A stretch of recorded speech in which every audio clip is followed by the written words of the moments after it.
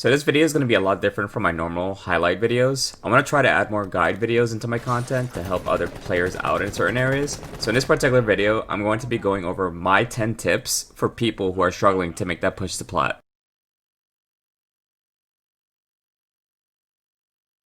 So the first tip I want to go over is knowing your aim, knowing your sensitivity, knowing your field of view. Standard is 400 or 800 DPI. There's no universal or correct mouse sensitivity. But just speaking overall, everyone playing Siege competitively plays at 400 or 800 DPI.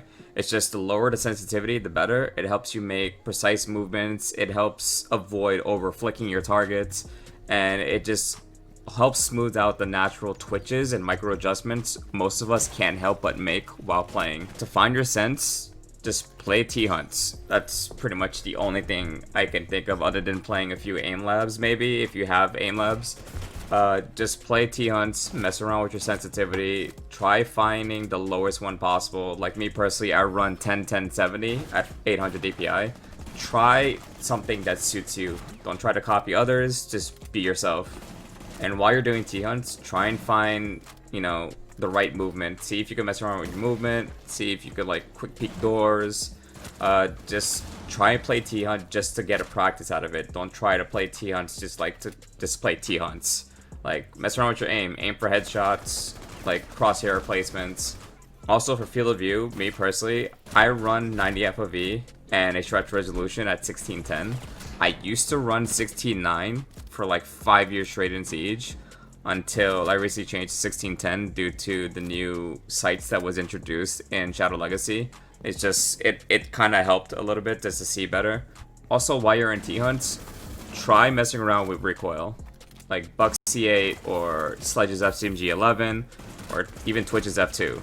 Like, try practicing with those guns and you get a better sense of the recoil. Because if you can control those guns, you practically can control any gun in this game. Also, if you just want to try and aim for like headshot level or just basically learn like practicing your crosshair placement, I recommend running Zofia and running her pistol only, and just basically get a try to get one taps on the T-Hunt bots. My second tip is map knowledge and callouts. I cannot stress this enough on how important map knowledge is in this game. It is extremely important to know the basic callouts in this game, because if you can't give a precise callout or something close to it because you don't know the map or you don't know what it is, it's gonna really ruin you in certain situations. Like for example, if your teammate is in a 1v1 situation and you're giving callouts out and you're saying like he's in that room over there, it's like, what is that room called? Like, I cannot stress enough how annoying it is for people that try to give callouts, but they don't even know the name of the room, and they just say on ping here, on ping there. That is not a callout. The only time on ping is exceptional is if the person is physically staring at a certain area, and you say on this ping over here, or on this mark, and they're seeing the ping like right in front of them, then it's exceptional. But if they're like on another side of the map and you're giving call out, you're saying he's on this ping, that doesn't help you. It doesn't help you, it doesn't help the team at all. Which brings me to my next tip, which is number 3, getting on cams when you're dead. Help your team out after you're dead. If you're dead, you can still play the game. You could still switch through cams, you can still make sure like you could help other teammates based on positioning. You could say like if you see two teammates holding the same door, you could tell them like you're both holding the same angle. Those little things will help in the long run. Like just giving those little things to your team can make a huge difference in a round. And giving the callouts while you're dead can also make a huge impact. I can't tell you the amount of times that I've been in 1v3s or 1v4 situations when I'm solo queuing, and you got dead teammates with so many drones up on the board, but nobody's giving a single call out because they're all fiddling their thumbs or they're just watching your perspective, which doesn't help at all. Just don't be that person. Don't be that guy that's literally dead and doesn't do anything. My next step is play smarter and build good habits. Things like saving your drone and droning properly can make a huge impact in a round. Like, instead of droning where your opponents are and trying to scan what your enemies are playing, how about save your drone or set up your drone to where you're going to be pushing from? Because most of the time, midway through the round, you're going to find out who the operators are based off sound. You could also hear it off their guns when they're shooting. There's so many different ways to find out what your enemy is playing without having to actually drone the bomb site during drone phase to scan them.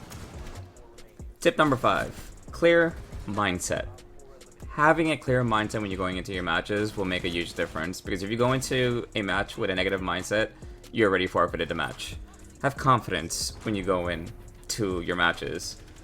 Don't be scared of the people you play against. Don't be worried about your teammates.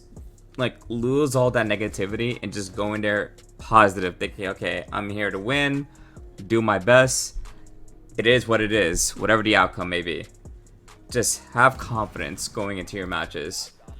Also, for people that use R6 Tracker and R6 Tab, and you see people on the enemy team with better stats than you, and you're having this mindset of like, oh, we're gonna lose because these guys have a higher KD than me. That is a terrible mindset to have. That is one of the reasons why I despise these stats applications, because it gives people the wrong mentality when you go into a match.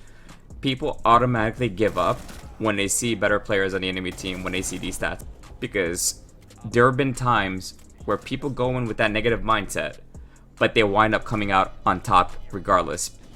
But at the end of the day, rank doesn't matter, because there are certain people that don't even belong in plat elo that are in plat elo. It just happens, from getting carried or to getting boosted. Just don't go into the mindset of thinking you're going to lose a match just because of the ranks you're playing against or the people that you're playing against. Tip number 6, avoid early season ranked. Now, this is one of those things I do every season, but I started to avoid playing early ranked because I used to always just solo queue my rank, and I would just solo queue to diamond, which back then it was a lot more easier. It was a much better environment. But avoiding early season ranked would make a difference in your placements. For example, if you avoid the cheaters and the boosters at the beginning of the season, you just saved yourself a major headache. I tend to wait about 4 to 6 weeks before playing ranked at every season. Play unranked if necessary. If you want to play something similar to ranked, play unranked. It doesn't cost you elo. You get the feel for ranked, but without any, repercussions. It just avoids so many problems. Especially as someone who solo queues. If you're someone who solo queues and you try to play ranked early in the season, you're just going to get screwed over by 5 stacks who are trying to rank up early. And it's not a good feeling when you're playing against a 5 stack and you're solo queued. Just don't do it. Avoid it. I mean, that's up to you. If you want to go straight dive into ranked at the beginning of the season, that's on you. But me personally, my opinion, I wait 4 to 6 weeks before even touching ranked. My next tip is avoiding the toxicity and the raging. A few things you could do with that. Don't get involved with it, and turn all chat off if you have to. If you see the enemy team just constantly typing the most idiotic things in chat, you could either A, avoid it, or B, just simply mute them. It's that simple. If it's on your team, try your best to just push through it. You could mute the team chat if you have to. You could mute them. There's really nothing you could do but just get through it. I know that I've been in games before where we would have toxic teammates and they try their best to just have the biggest ego for no reason. If you can, just try your best to get through it. Try not to get involved with it. Try avoiding, pretty much getting involved with their nonsense, because otherwise it will come back to you and then you could get the possibility of getting TK'd, things like that. It's just not a good thing. Just try your best to avoid it. Try your best to just play your game the way it should be. Just do your best. Report the negative stuff. Just report it. That's all you could do. Tip number 8. Get good with a set of operators. For me personally, I like to have 5 operators that I play on attack most of the time, and 5 operators that I play on defense most of the time for most maps. And when I say get good with a set of operators, get good with effective operators. Don't be one of those people that hard pick Blitz or Finka or Chanka or even Caveira. With Nomad, I love playing Nomad. I am a hardcore Nomad player, as you could see from many of my highlight videos. I play so much Nomad because not only does it work in solo queue environment, but it helps prevent flanks. If you're in a solo queue environment and you're trying, to pretty much rank up, say, like right now, we're trying to get the plat, Nomad is my go-to operator because I can watch my own flanks if my teammate is not going to help me out, or if my team in general is not going to help me out. At least Nomad could watch my own flanks. It's like having 3 claymores. Tip number 9. If you're really serious about leveling up, play with friends, or play with people around your skill level with the same mindset. If you tell me that you can't find any friends or you don't have any friends to play, that's a load of crap, because there's so many ways that are out there that you could basically find people to play with. There is the official R6 Discord. There's also squad finders. There's many options to find friends to play with around your elo, around your mindset, who are basically trying to do the same thing you are. It's not hard to find. Go out there, make friends, play with the people, play with those people, level up together if you have, if you want. Like, find friends to play with if you are truly serious about ranking up, because solo queue is not a fun environment unless you're a very experienced player. If you don't want to be carried, play with people around your skill level and the same mindset of trying to win.